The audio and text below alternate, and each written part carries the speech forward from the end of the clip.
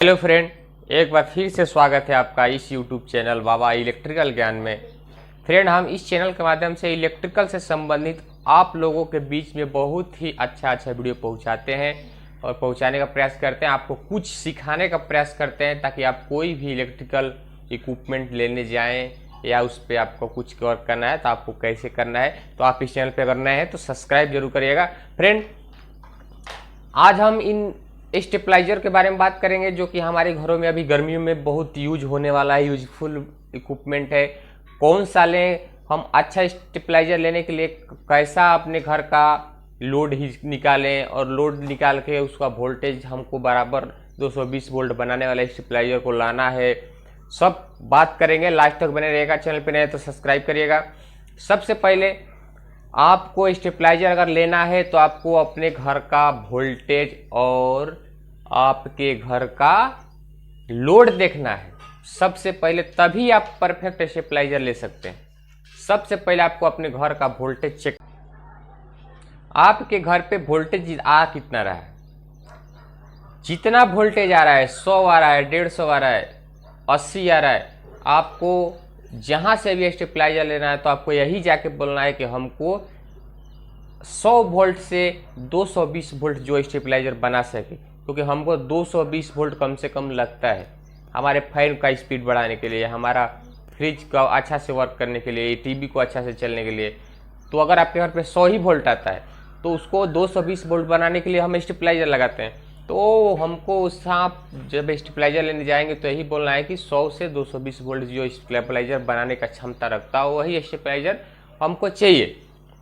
दूसरा वोल्टेज हो गया। दूसरा लोड। तो लोड जब आप चेक कर लेंगे अपने घर का कि इतना एम्पियर का लोड यूज कर रहे हैं आप, तो वो लोड के हिसाब से आपको स्टेबलाइजर का चुनाव करना है कि अगर आप 10 एम्पियर अपने घर पे लोड यूज कर रहे हैं, 2 एम्पियर ही लोड यूज कर रहे हैं, तो उतना एम्पियर लोड पे चलने वाला स्टेबलाइजर आपको अपने घर पे यूज करते हैं, वो लोड के हिसाब से आपको स्टेबलाइजर को लाना है ताकि आपका स्टेबलाइजर गर्म ना हो, अच्छा से वर्क करे, पूरा परफेक्टली आप यूज कर सके।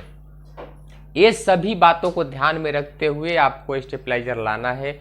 वो स्टेबलाइजर आपका परफेक्ट चलेगा, अच्छा से वोल्टेज भी बनाएगा, गर्म नहीं होगा, अच्छा से वर्क करेगा। आपके घर पे जितना वोल्टेज आ रहा है उस वोल्टेज से वो 220 वोल्ट बना के आपको परफेक्ट तरीके से देगा। तो ये सभी बातों को ध्यान में रखते हुए आपको स्टेबलाइजर को लेना है। स्टेबलाइजर का घर पे जब लाएंगे तो कैसे जोड़ना है अपने घर के वायरिंग के साथ वो भी आपको बता देते हैं। फ्रेंड, जब स्टेबलाइजर आप लेके आए तो आपको घर का जो आपका मेन मीटर है, आपका जो मीटर है बिजली का, तो वो उसका सप्लाई कहाँ से आता है? बाहर में जो पोल रहता है इलेक्ट्रिकल का, वो पोल से मेन सप्लाई मीटर को आता है। मीटर में सप्लाई आ गया, मीटर चालू हो गया, वो मीटर से एक आउटपुट निकलता है जो हमें अपने घर के लिए यूज करने के लिए रहता है। तो जो आउटपुट निकलता है वो मीटर से, वो आउटपुट में एक एमसीबी लगाना है पहले 2 पोल का, फेज और न्यूट्रल के लिए।